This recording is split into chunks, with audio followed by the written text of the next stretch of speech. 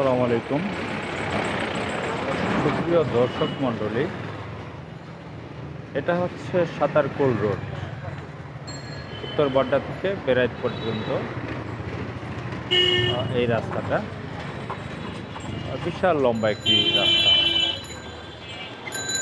তো এই রাস্তায় কয়েক শত ইজি বাইক চলে, ব্যাটারি চালিত, কয়েক শত ব্যাটারি চালিত রিক্সা চলে। এই এলাকায় লক্ষ লক্ষ মানুষের বসবাস। এই রোডের সাথে আরও শত শত গলি রাস্তা রয়েছে। এখানে বিভিন্ন আবাসিক এলাকা আছে, শিল্প প্রতিষ্ঠান আছে, ব্যবসা বাণিজ্য কেন্দ্র, অনেক গুরুত্বপূর্ণ এলাকা।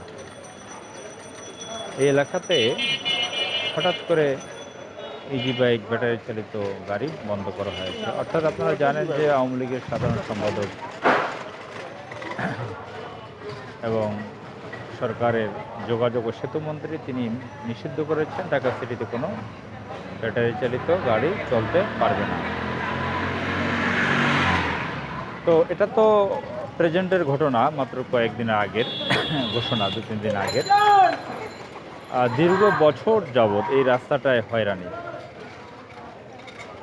এখানে ইজি বাইক যখন চলে তখন মনে হচ্ছে, মাঝে মাঝেই দেখা যায় যে 71 সাল কেন্দ্রিক যে সিনেমা তৈরি হয়েছে, মুক্তিযোদ্ধা আর রাজাকার পাকিস্তানি হানাদার বাহিনীদের যে খেলা, মুক্তিযোদ্ধারা রাজাকার পাকিস্তানি হানাদার বাহিনীদেরকে দূর থেকে দেখে যেভাবে সতর্ক হতো, পুলিশকে দেখে সেভাবে সতর্ক হতো।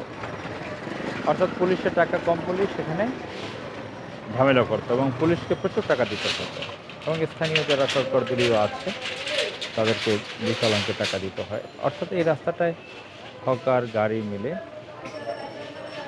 সব কিছু মিলিয়ে কোটি কোটি টাকা ইনকাম রয়েছে এই রাস্তায়। তো যাই হোক, বর্তমানে এখানে লক্ষ লক্ষ মানুষ ভোগান্তির মধ্যে পড়েছে। ব্যাটারি চালিত গাড়ি উঠিয়ে দিয়েছে, এখন প্যাডেল চালিত যে রিক্সা, সেটা তো জানেন যে এটা আন্তর্জাতিকভাবে এটাকে নিরুৎসাহিত করা হয়েছে। দুজন তিনজন মানুষ এই গাড়িতে চড়বে, একজন মানুষ প্যাডেল চালাবে, এটা অমানবিক। নিশ্চয়ই ব্যাটারি বা অন্য কোনো শক্তির মাধ্যমে গাড়ি যানবাহন দরকার।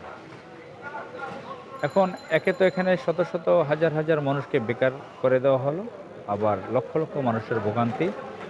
নারী পুরুষ বিভিন্ন শ্রেণীর মানুষদেরকে দেখলাম, যে বয়স্ক মানুষ,